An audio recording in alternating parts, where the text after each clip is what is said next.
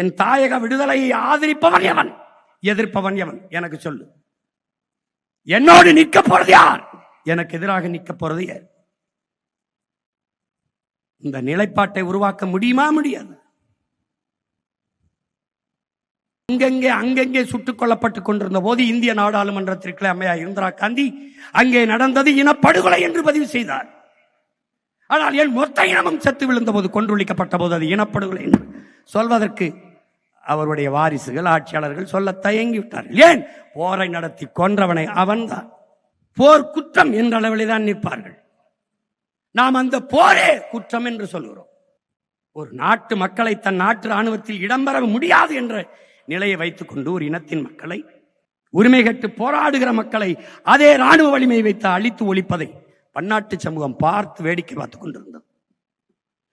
எவனுக்கு தகுதி இருக்கிறது? உரிமை, சுதந்திரம், மனிதநேயம் இதெல்லாம் பேச யாருக்கு உரிமை இருக்குது, தகுதி இருக்குது உலகத்தில்? எத்தனை மனிதநேய ஆர்வலர்கள், சமூக பற்றாளர்கள், உரிமையாளர்கள் ஆந்திர காட்டுக்குள் 20 பேரை சுட்டு போடும்போது எவனாவது வந்து கேட்டானா? இந்த இந்திய கடலுக்குள் 850 பேரை சுட்டு கொண்டிருக்கான், இன்னும் சிறை பிடிச்சு சிறையில் வச்சிருக்கிறான். ஒருத்தன் கேட்க துப்பு இருக்கா? இருக்கா?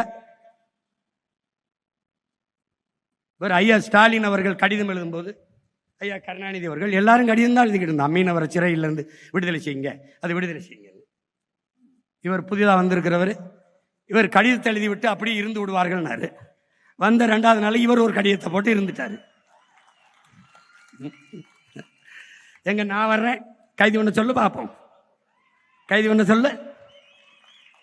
ஒரு சிங்களம் என் ஊர்ல இருக்க மாட்டான், பூரா புழல் சிறையில் உட்கார்ந்துருப்பான். அவனுக்கு தெரியும். அதனால இவனை எப்படியும் வரவிட்டக்கூடாதுன்னு நினைக்கிறான். ஏன்னா இந்த கட்சி மட்டுமா, கார்பரேட் கூட்டாண்மை முதலாளிகள் நம்மளை வீழ்த்துவ நினைப்பார்கள், துடிப்பார்கள். வந்தா மலையை தொடவிட மாட்டான், குவாரியை தொடவிட மாட்டான், மணலை தொடவிட மாட்டான், நீரை விற்காத வெளியில போ, தண்ணி விற்பனைக்கு இல்லைம்பா, பள்ளியை தரம் உயர்த்துவான், கல்வியை தரம் உயர்த்துவான், மருத்துவமனை தரம் உயர்த்துவான், நம்ம வியாபாரம் படுத்துறோம். இது தெரியாதா? நான் 5 விழுக்காட்டு முதலாளிகளுக்கு வந்தவன் அல்ல, 95 விழுக்காடு என் மக்களுக்காக வந்தவன். இதுவரை வாழ்ந்தது போல இனி எப்போதும் வாழ முடியாது என்ற நிலை உருவாகுமானால் மக்கள் தாங்களை கிளர்ச்சி செய்து போராடுவார்கள் என்கிறார் லெனின். அது நடக்கும். தண்ணி கிடைக்காது, சோறு கிடைக்காது, வேலை கிடைக்காது.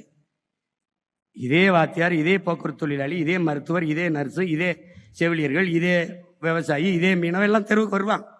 வரும்போது என்னை தேடுவான். நான் அந்த கடை சீட்டு கொடுத்துருக்கான் ஒரு ஆண்டுக்கு, ஏதாவது வேற நாட்டில் போய் படுத்துக்குருவேன்.